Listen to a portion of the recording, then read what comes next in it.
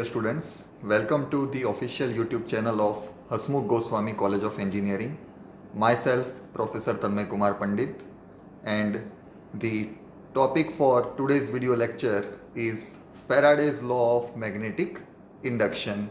Also, you can consider this as an electromagnetic induction because this is the combined effect of electric field as well as the magnetic field. Here in this pictorial representation, you can consider the bar magnet is placed and the outer lines are representing the magnetic field lines. So let's start first of all with the statement of Faraday's law of magnetic induction. So according to the Faraday, an electric current is induced in the loop.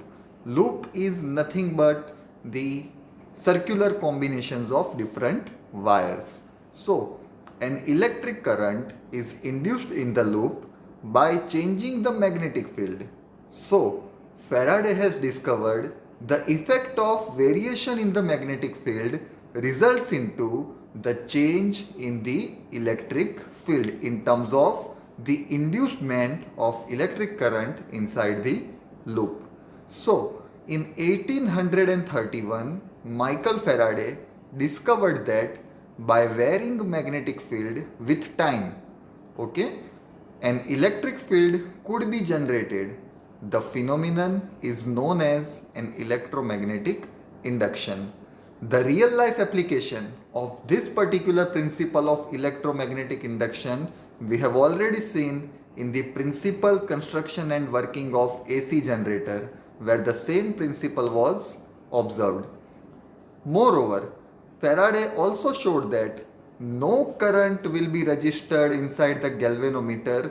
Galvanometer is an electronic instrument which we are using to detect the variations either in the electric current or correspondingly in the electric voltage. So it is registered in galvanometer when bar magnet is stationary. Here in this figure we are considering three various positions. In the first position, the bar magnet is approaching the loop. So at that time, the galvanometer is showing the positive deflection. That means the current has been introduced inside the galvanometer and its magnitude is positive. In the second position, when the bar magnet is stationary, that means it is neither approaching the loop or it is going far away from the loop. So the position of the bar magnet is fixed, and at this position it has been clearly observed from the galvanometer that no deflection has been observed. That means when your bar magnet is stationary, the position is fixed. At that time, no electric current or no electric voltage will be introduced inside the loop. Now, the last and the third position, when the bar magnet is going far away from the loop, so galvanometer is reflecting the deflection in the negative side. So we can consider the electric voltage or electric current which has been introduced inside the loop has a negative magnitude, which is practically impossible. But here, in terms of the magnetic field, we are observing such kind of conditions where the negative magnitude of galvanometer has been introduced, which we will identify in the mathematical expression. And what is the meaning of the negative voltage or negative electric current introduced inside the galvanometer? The idea will be very much clear till the end of this video lecture. Now, here, what is the important position of bar magnet to be kept when you are trying to introduce or to generate the electric current inside the loop? So, as can be depicted from this figure, number one position, that means we have to approach the bar magnet towards the loop. Okay, so at that time the galvanometer will show the positive deflection. That means some amount of electric current or electric voltage will be definitely generated inside the loop. So number one position is of area of interest for our future study. Now we will go in the detail. However, a current is induced in the loop when a relative motion exists between the bar magnet and the loop. The relative motion means what? We are approaching the bar magnet towards the loop. Sometimes it is going far away from the loop. So that is known as the relative motion. The relative motion between the bar magnet and the loop. In particular, the galvanometer deflects in one direction as the magnet approaches the loop and in the opposite direction when the bar magnet moves away. So this was the theoretical description of the figures which we have observed in the earlier slide. The coil behaves as if it were connected to an electromotive force source. As we all know that the galvanometer represents the magnitude, or we can say the values of electric current or electric voltage, and the galvanometer deflection is only possible when it is connected to some EMF source. So here we have not connected any EMF source, but instead of that we have put a bar magnet and we are changing its position with respect to time, and hence the coil is now behaving like a EMF generator. Experimentally, it is found that the induced EMF, induced means the generated amount of electric current or electric voltage inside the loop. So that generated amount depends on the rate of change of magnetic flux. Here the new word has been introduced, magnetic flux. The magnetic flux is just the number. See, you have a bar magnet.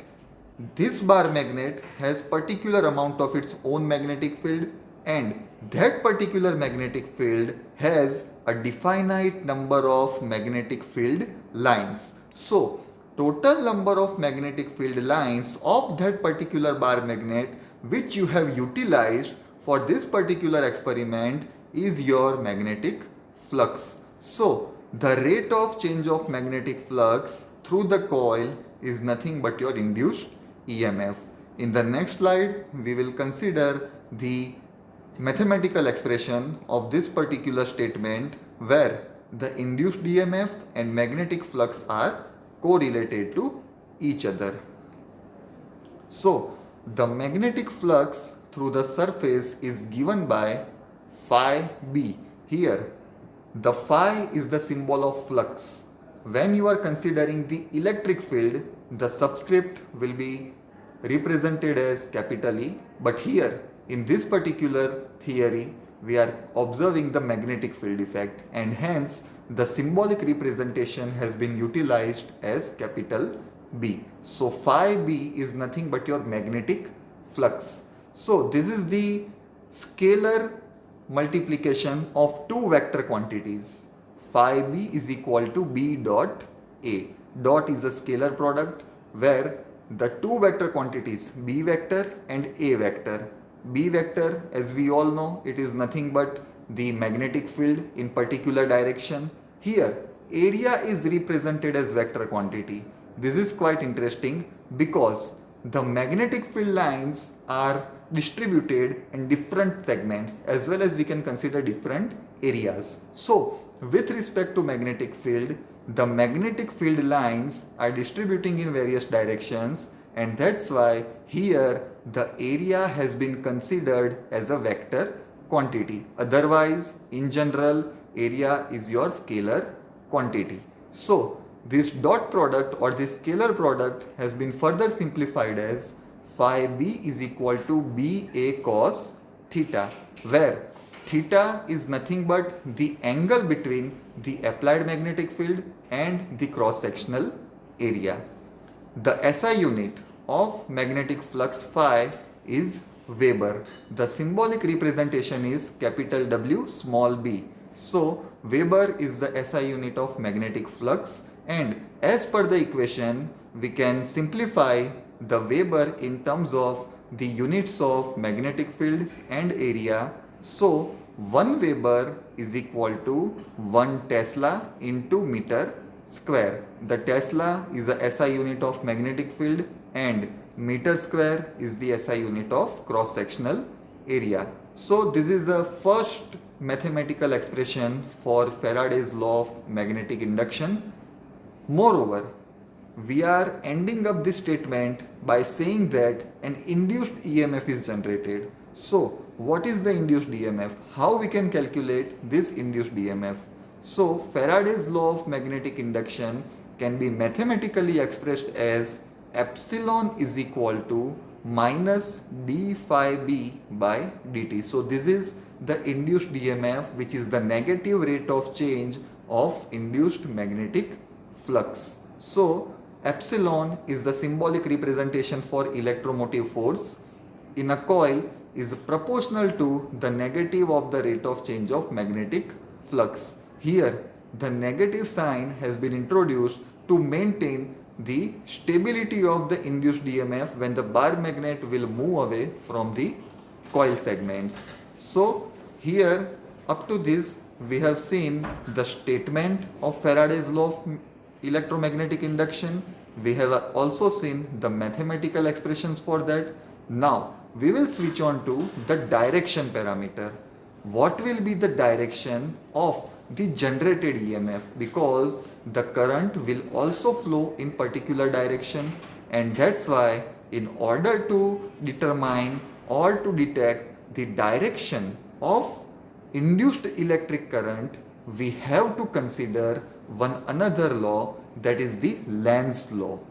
The induced current produces magnetic fields. This is quite interesting. Magnetic fields which tend to oppose the change in the magnetic flux that induces such currents. Right now, the position of bar magnet was helpful to generate the electric current, but now when some amount of current is generated, now it will resist the change in the magnetic flux to produce more amount of current. So the generated current will now restrict itself to overcome some amounts.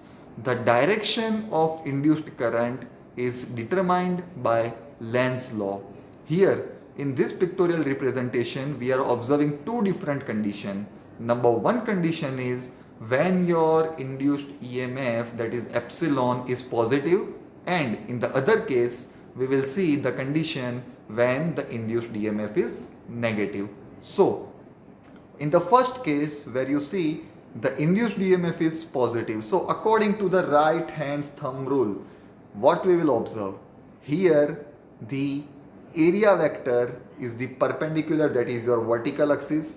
Moreover, in next case, the electric current direction which you are observing is anti-clockwise. So when the induced EMF is positive, the direction of electric current will be anti-clockwise and the direction of the cross-sectional area will be in the vertical, that means the positive y direction.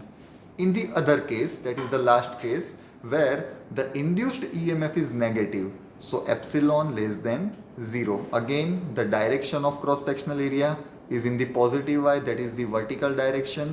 At this point, when your induced EMF is negative, the direction of electric current will be clockwise, as can be easily seen from this figure.